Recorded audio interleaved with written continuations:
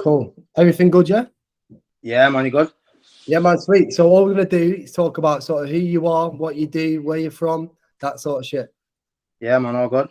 Cool. So welcome to the podcast. We've got Damian Chambers from Preston. Do you want to talk about sort of like who you are, where you're from? Yeah, so obviously Damian Chambers, boxing name Demolition Man, also known as Chambo. Been known as Chambo all my life. That's what my music name was as well. My nickname, everyone knows me as Chambo. You know what I mean?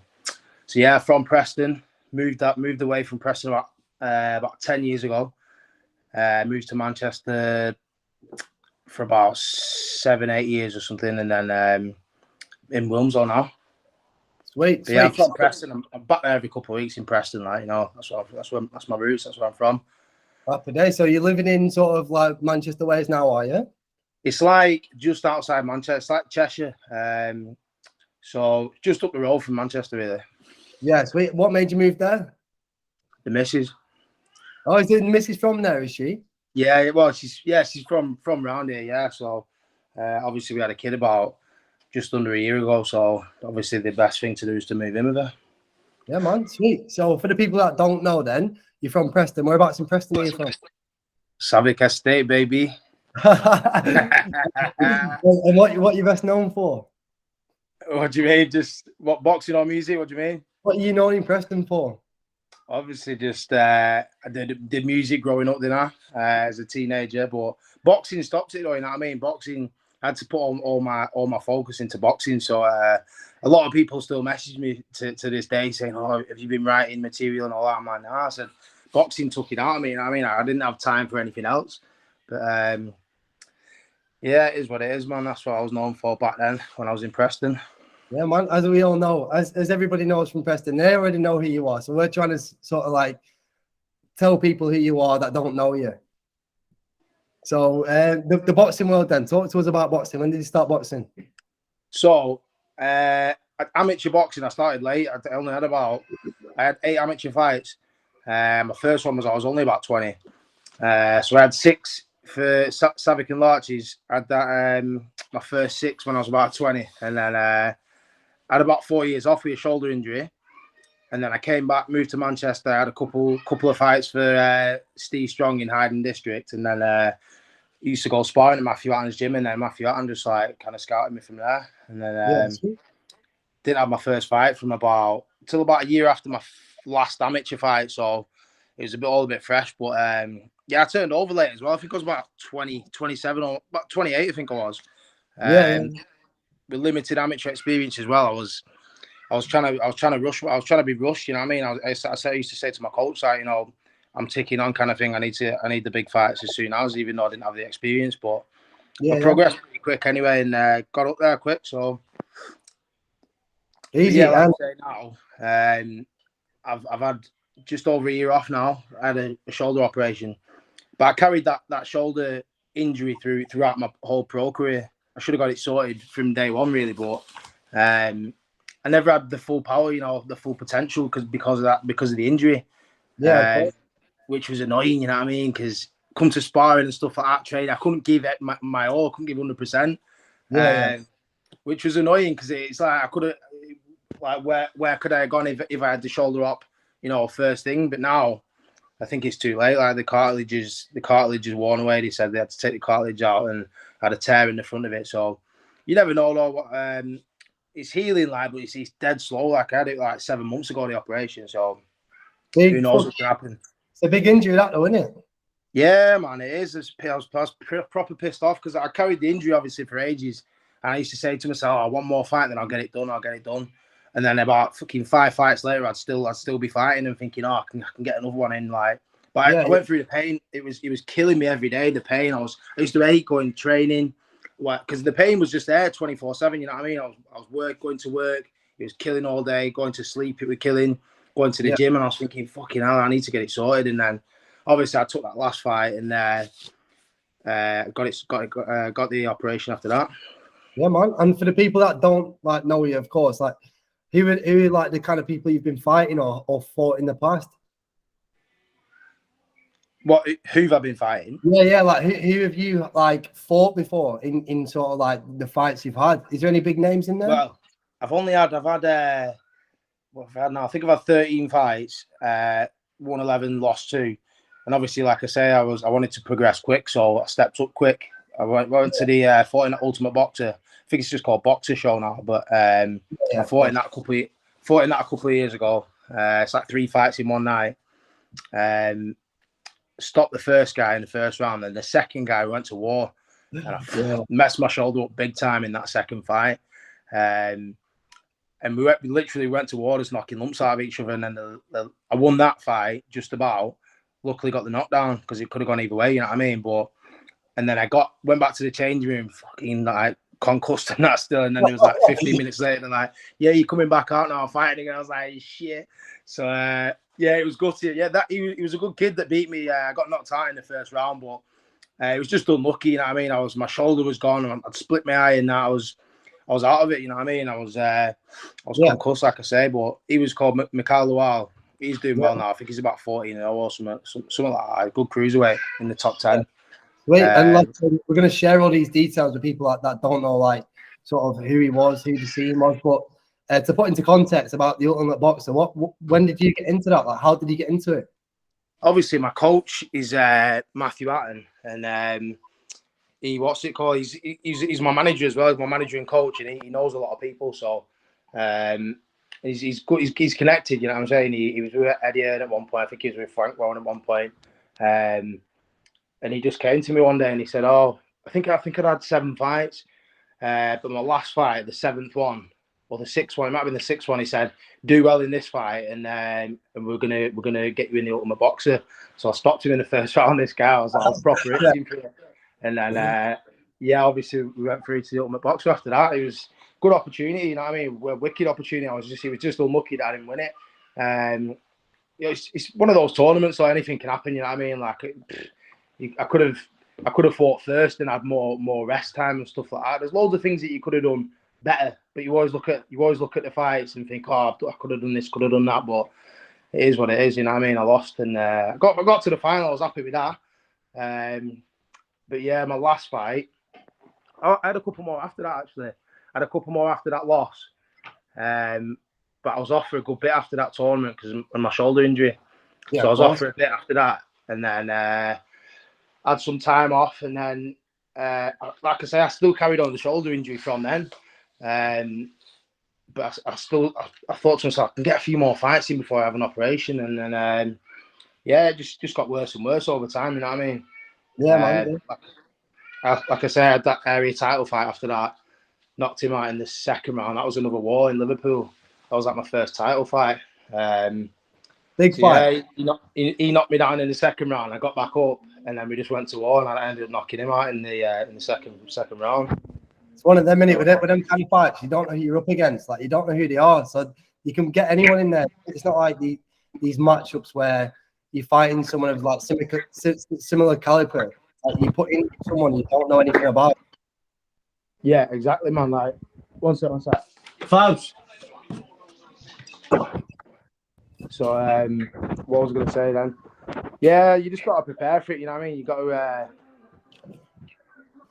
just got to prepare for whatever. You know what I mean? But like I say, it's all about amateur experience as well. Really, like, I only had 8 amateur fights, and I could have gone a lot further if I would have had more fights, more preparation, stuff like that. You know what I mean? But like I say, I turned over late, so I wanted to progress quicker, like whether it meant losing or what. You know what I mean?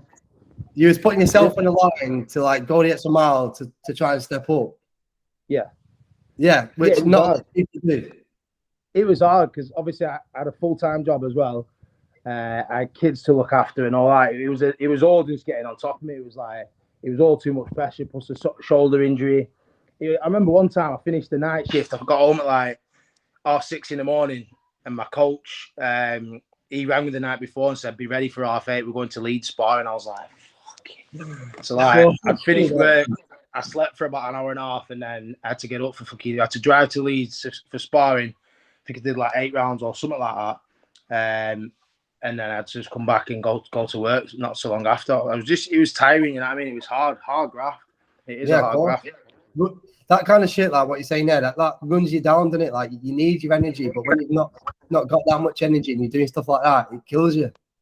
Yeah, it's a lot, you know what I mean? Like music, it's a completely different. You can't compare the two kind of thing, you know what I mean? Music's completely different. Like I used to do gigs and stuff like that, and the odd show, but it wasn't as hard. It's nowhere near as hard. You can just go. Yeah, You can have fun. You know what I mean? You can have fun doing that kind of thing. yeah, I mean, boxing's fun, but with the music, it's not like you're fighting anyone. It's not like you've got to train for it. It's not you're not going to do no grilling shit. All you're doing is jumping on the mic. Fair enough, it's hard, but yeah. no one can compare boxing to writing music or like doing music like at gigs and shit like that.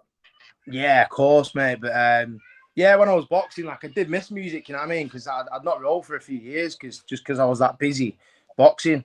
But I have wrote something fresh recently, actually, but I've not wrote for years, and I recorded it the other week. But I thought I'm listening to it back, and I thought I can do better than that. So I'm gonna go back to the studio next week and record it. What studio? There's one in Preston. There's one in Preston.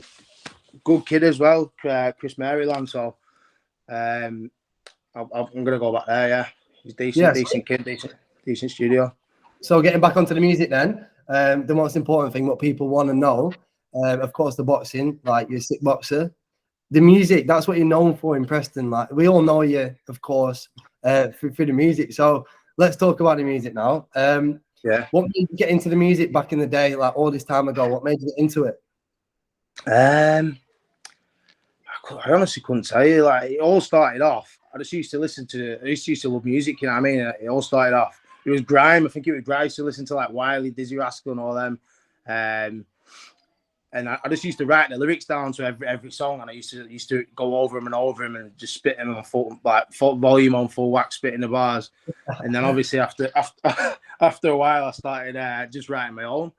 And obviously at first it was shit, you know what I'm saying? But you get better and better. But I do miss it, you know what I mean? Like I said, I was doing it for a long time. I've been doing it for about 15 years or something. But we did good as well. We did the odd show with Westwood and Jamie Duggan and stuff like that. We did a good few shows in that, you know what I mean?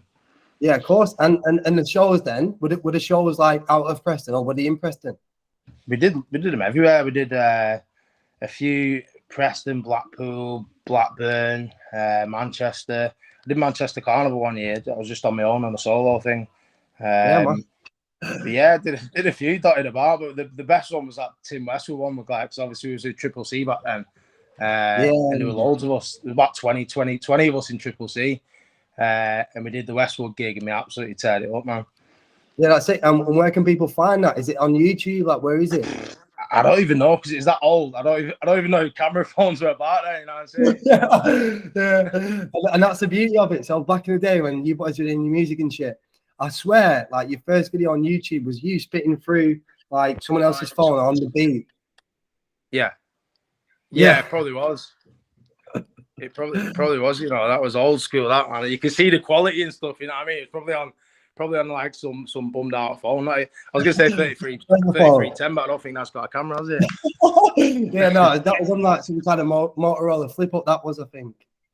Yeah, old school, man. So like the music then. In terms of like Triple C, CCY, who started that? Like, what was the crack around that? I think it all started off back in the day with like Andrew Naylor and stuff. They like started off, and then Doorboy Leon Fell. He kind of like become the leader kind of thing, and then he was doing it all. You know what I mean? Fair play to him. He was a big lad as well. He must have been about fucking 28 stone or something, and he was just massive, big fucking black bear. But, it was him that like took over doing the recording at his gaff, video recording, all that. He did it all. You know what I mean? The mixing, the mastering, he did it all. And then I think it was when he went to Penn. We did it we had a good few years run, and then he went to Penn and everything fell apart. Yeah, I think we were struggling for places to record and stuff like that because in Preston it's not really a known place, is it? You know, for music. It is now, getting there now, but back in the day there was like Doorboy Studio, that's it. And then we ended up, I think one of my mates, Pesty, bought a laptop, and we got like a little microphone for the laptop, spitting bars on that, and it's like just wasn't the same. You know what I mean? The studio was shit, man. Nah, that's fair. So when was Shot of TV then? Like, when did you boys sort of like get into Shot of TV? When you were doing like the live shit for people, when people could actually watch it like live in the flesh, when you were going like over the beach? When was that? What kind of like, what time was that? I'm trying to think when that was. You know, it was a good few years ago. But when that first come about, Shot of TV, it was big. You know what I mean? Like we had some big artists coming down there. Like and we did. We had we had Socks and all them coming down. We were doing like back-to-back freestyles and stuff like that. And yeah, it was good. But Tremaine, he was the guy that was in charge. I don't know who's in charge. I don't even know if it's still going now. But Jamaican guy. Is he Jamaican? Yeah. I think he's from Tanny, isn't he? Yeah. But yeah, he was sick, man. He was sick. How he brought that to Preston, you know what I mean? It was another big thing. And like now, you've got Mensch doing the live radio and stuff like that. So Mensch has been about from day one, you know what I mean? So, yeah. I think he was like before Triple C, like the Double Darker and all that, like they were called. Yeah, the old times. They were old. Yeah. In many moons ago, they were. Exactly. Yeah. So yeah, a long time ago, man. So yeah, Jermaine brought that to Preston, and that kind of kicked off. He was doing really well, you know what I mean? I don't know what's happened to it now, if it's still popping or not at all. No, it's not. Is it not?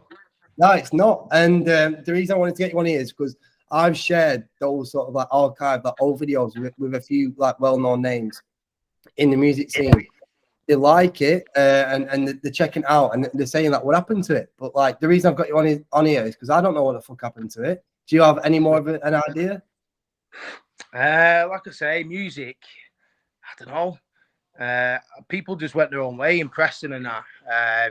That's what Preston is he what? That's what Preston's like, doing it. Everyone just does their own thing, just like man. It was everyone literally just did their own thing. Like I say, Doorboy went pen. I think ST went one way. Everyone having kids and stuff like that. Some people went pen. Everyone just grew apart, and then, like I said, it was just struggling for studios, We had DY Media as well at one point. He was sick.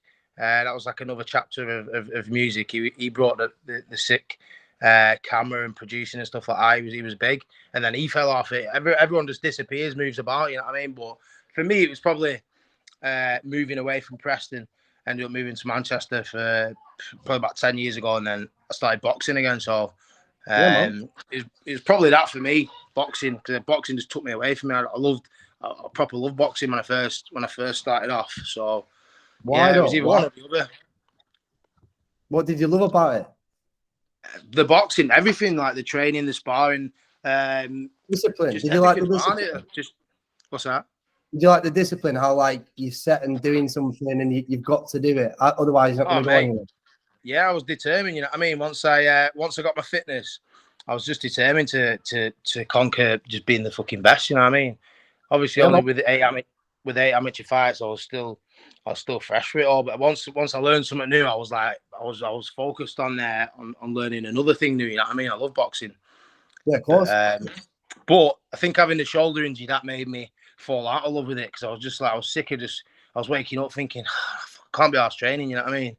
But I just did it, and I thought, another fight, and like I say, my shoulders are fucking up every even more and more every day. And was that your left shoulder, your right shoulder?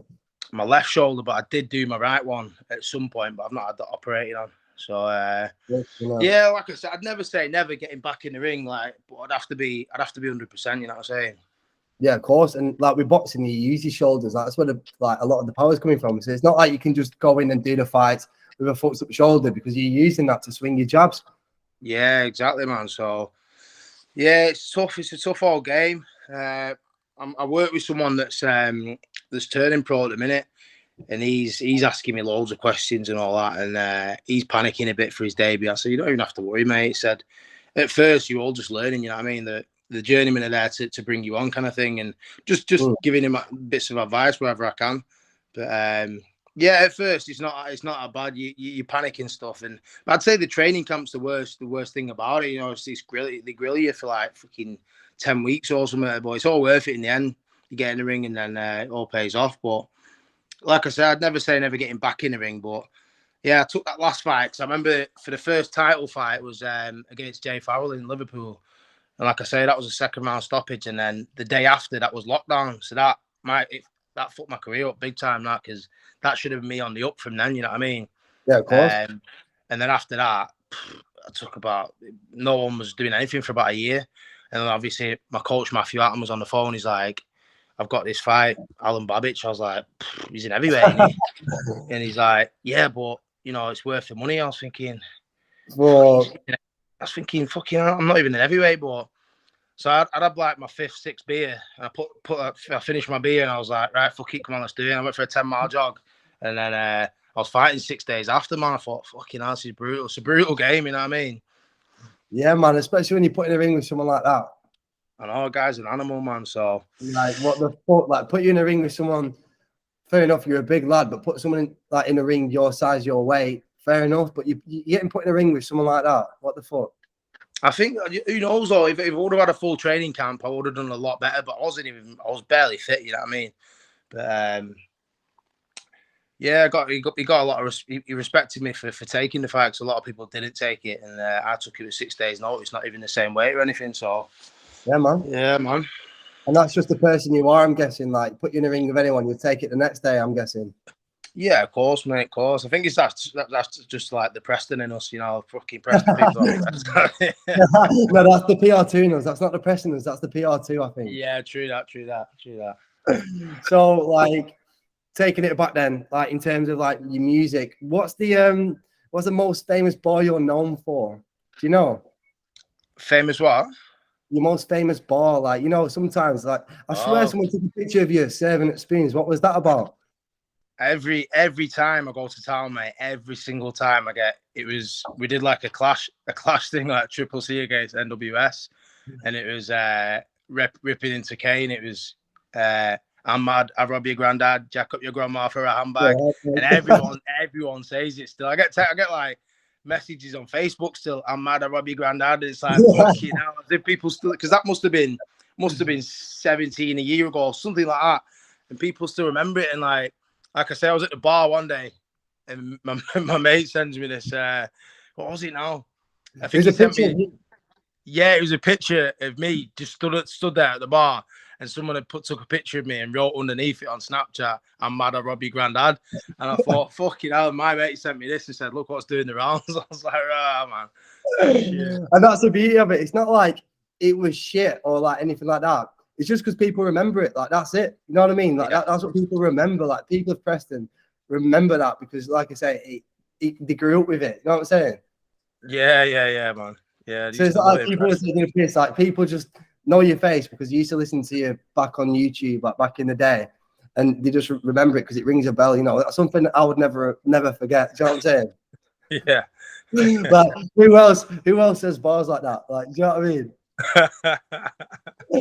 Anyway, like I said, that's a very iconic bar in my eyes. Like, I don't know if you feel that way, but it's iconic. Between Preston, yeah, it's a big track. Someone sent it me a bit ago. Who was like, "This track is hard."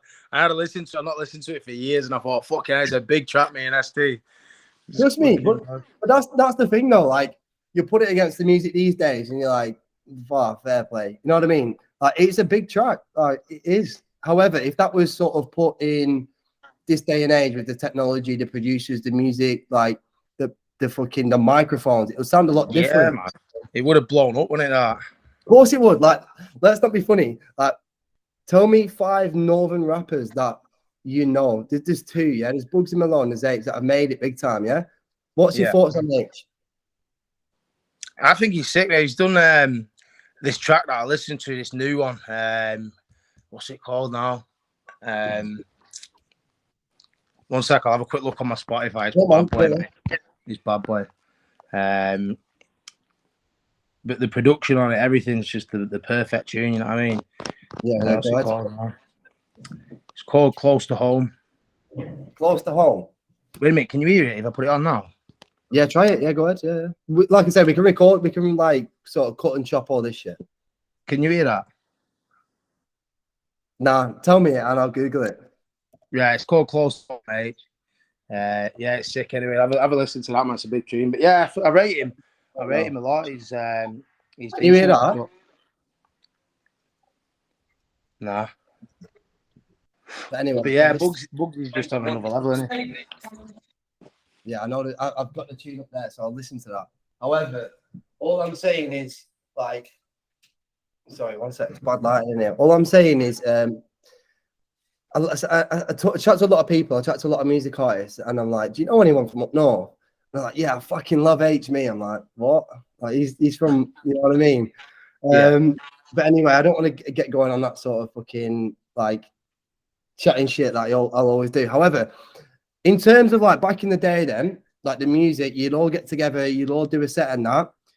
Was there anybody else in Preston that could come anywhere near you, or anywhere up Yeah. north that could come near There you? was ST. I always rated ST, and ST Sparky Titchman, Yeah. Skeps as well. Skeps was bad boy, you know what I mean? It's just sick, bro. Yeah, so I'll tell you what, there was some good artists in Preston, and there was the flows were completely different. Everything like it was. We had some good artists in Preston, and everyone was was the same as each other. You know what I mean? Exactly. It was good. It was good talent in Preston for how small it was. Definitely. And the thing is with that talent, like it didn't go anywhere. Like it didn't go out of Preston. No, but like I say, if it was nowadays, music like it's all over the internet and shit. You know what I mean? Back then we had MySpace and shit. You know, so it wasn't big. We didn't know how to push it and stuff like that. But like I say, Triple C, when we was with Triple C Clean Cut Connection, man, we did some bangers. You know what I mean? We must have done fucking 5-6 albums, man. Like everyone was banging. Everyone passing them around on the phones and on CDs and shit. It was fucking big back then, wasn't it? That's what I'm saying. So that's back in the day when like you'd get music and you'd infrared it, or you'd have a CD and you'd play it in a car and you just drive around all night listening to the same shit. Yeah, man. So with that, like I say, I still get people fucking. It was last week, not even last week, a few days ago. My mate Ashley Charles sent me a fucking Charles. Yeah, one of my old videos, horrible old fucking freestyles, and he was banging it out like that, sending me a video. I was like, oh fuck that.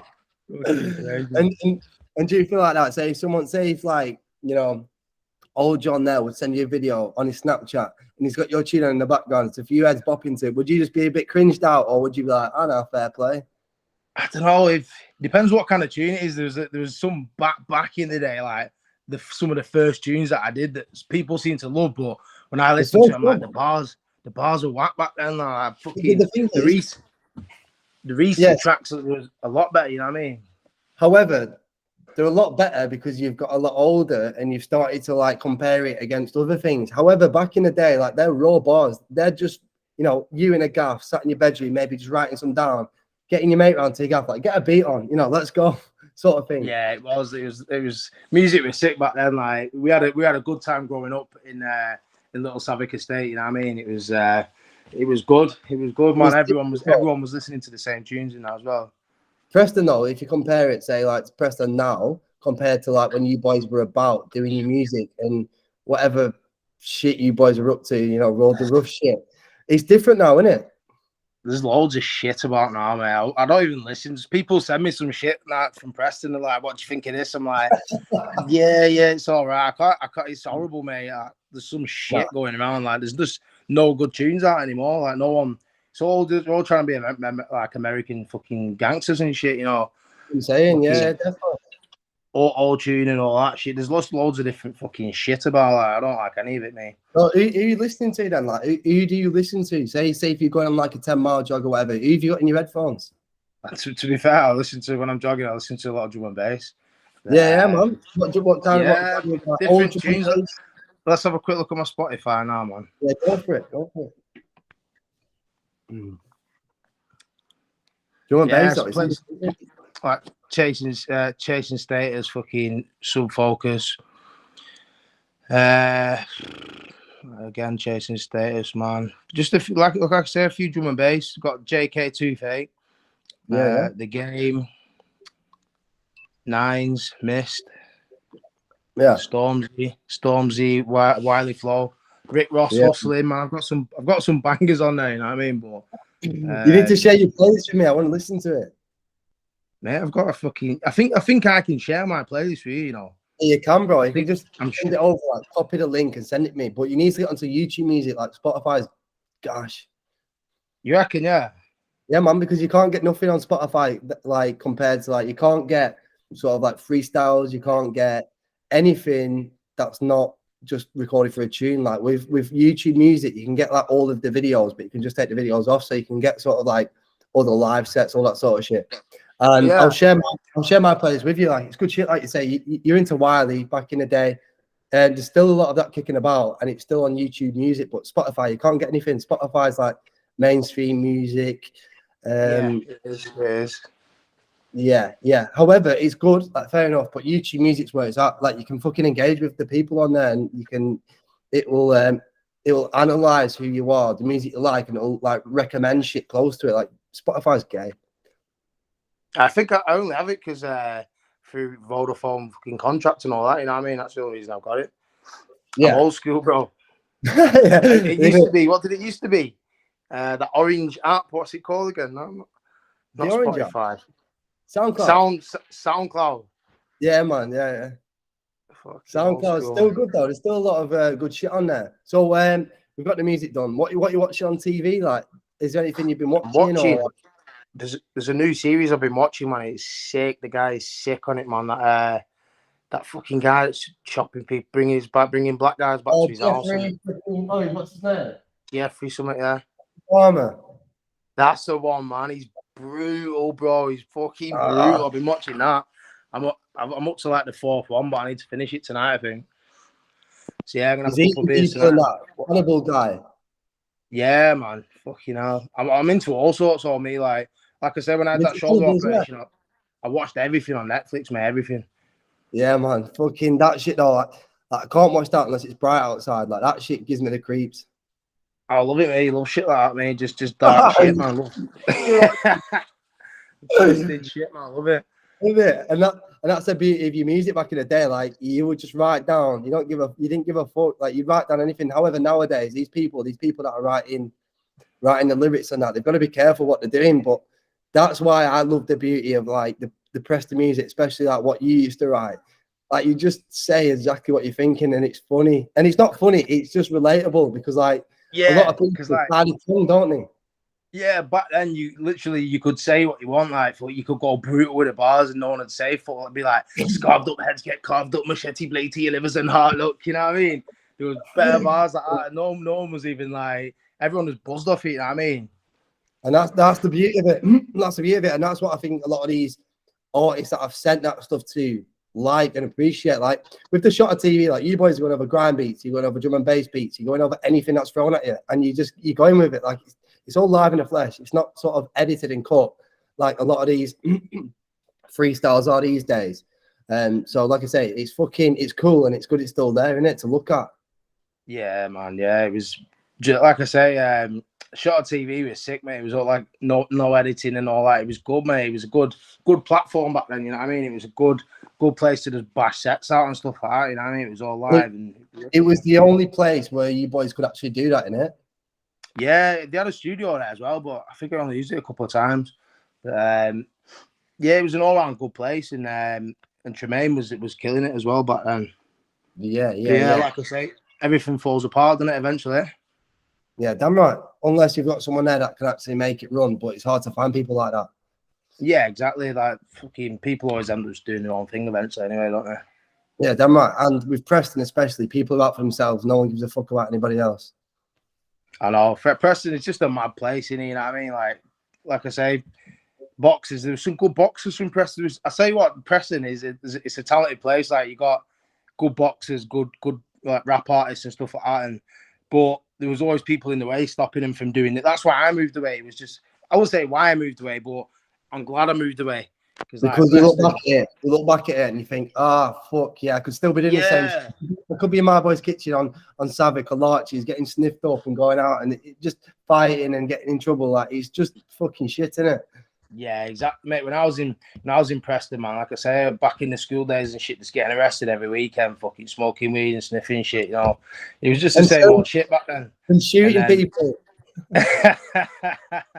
And then obviously I moved out, I had kids and that, my life changed, you know what I'm saying? But like I said, I go back there every few weeks and it's the same old faces doing the same old shit. Like you say, in the kitchens doing the same shit, like sniffing up shit. Going down to Lane End's pub, you know, meet with a few of the boys, everything's all cool. few hours later, you're in some guy's kitchen, you're getting wafted up, and you're in trouble. You know what I mean? That's what I'm saying, man. It lasts fucking for a good couple of days, and then your head's fucked for about 5 days after. It's no good, is it? No, exactly. And especially, say, for somebody like yourself or like me, say if you want to, like, you're into your training and stuff, it fucks your head up. Like, you know, one night on a Friday night, you're there till Monday morning. Like, there's no Friday night. There's no one beer. If you go into someone's gaff, you're there for a few nights. It's simple. Yeah, it sounds like it's a good idea at the start, like when you're buzzing the night, you've had a few beers after town or whatever, but it's long in it. Like you end up falling out with your missus and your family, and you just turn into a dickhead. I swear, you made a tune called Last Night. Does that not ring a bell? Yeah, Last Night was a banger as well. You know, that was made by LJ and G1. He made that beat, and the video was sick as well. You know, it was a bad boy video, sick. But I remember that fucking tune, right? I wrote the first bit of the track, and then I left it for about a year. And then my mate was like, "No way!" He sent me this track, Skepta's track, called that one that goes, "Whatever happened to what is it called? Whatever happened to me last night." It was something. It sounded like my track, and I was like, "Never." He had the same ideas, so I thought, "Fuck it, I've got to finish it off now." So Amnesia, it's Amnesia, that. The Amnesia, that's the one. And I thought, well, indeed, man, that could have been my banger before it is. And then I thought, fuck it, I'm dropping it anyway. You know what I mean? And I wrote the last verse for it, and then and just finished it off. Did a video, and it's a big track. You know what I mean? There's some good videos, but and that DY Media was a man for videos and shit. I'd love to get onto him again and like do a fresh one. I've seen it. Like I say, DY Media, like I've seen his shit, all good. However, when I'm comparing like what they're doing nowadays, or like a few years ago on DY Media compared to like back in the day, it's fucking shit. So like the stuff you boys would put together, you especially, would be more sort of like storytelling and stuff. So, you know, like Aisha and Jermaine, all that sort of stuff. And then you've got Last Night. Like that's you, like, and the boys, of course. Like just recording like what goes on. You know what I'm saying? Like nowadays, it's more this fake shit. Like people just talking bollocks. Yeah, utter bollocks, man. But like I said, I got that recording that I did a few weeks ago. I'll send you that. It's only a rough copy. But see what you think. I'm thinking of re-recording it, and I might even do a video to it. But it's a big track, you know what I mean? It's like kind of like a story track, a bit like Last Night, but it's different. You'll like it anyway. Yeah, sweet. Like I say, fucking go ahead. I'll share it around, and I've got a few good connections nowadays in like the music scene. So that's another thing I wanted to come back to. So say if, like, I know you're a bit older now, but say with the injury you've got, and you know you're taking a bit of a step back from boxing, fair play, you might be training. Would you ever be up for maybe jumping on a set with anybody? Like, have you still got your music in you, or do you just want to do your own thing with it? I don't know. You know what? A lot of people ask me to do sets. Like just the other day, my old mate was asking me to do a fancy doing like a set with like the old school Triple C, and I was like, it'd take, I don't know, I'd have to just gather loads, just write down, because I've forgot bars. I've not done them for that long, you know what I mean? So, but I had some banging bars, so I'll probably just write them all down, get them all together, and just rehearse them, so I'm ready for a set, you know what I mean? Yeah, of course. Wouldn't want to just jump on a set and then start stuttering and like, oh shit, I forgot my fucking bars. I'd say it's been that long. But yeah, I'd definitely be up for doing something like that, man. Yeah, of course. But like, say back in the day when you were jumping on them sets and that, you was actually really living that life, you know, all these Triple C, CCY stuff. I know you look back at it now, people might think, oh, nah, you know, that's a bit different. However, back in them days, that Preston was actually a rough place, wasn't it? Yeah, man. It was, especially like where I was from, like, it was a rough council estate, you know what I mean? So, and where we used to record Howard Road, that was an absolute shithole, but it was rough as fuck. You walk down there, it's like 30, 40 man just fucking staring at you. It's like, and obviously I became part of them when I fucking started rapping and shit, and it was mad. And that was the sort of different thing about Preston. Like back in the day, like say if I got on a bus and I jumped from Larches, for example, and I went down Callan, I would get stabbed. Yeah, it was rough ends, isn't it? Like I say, it's just loads of council estates boxed in one, isn't it? Yeah, of course. And that's the thing, you know.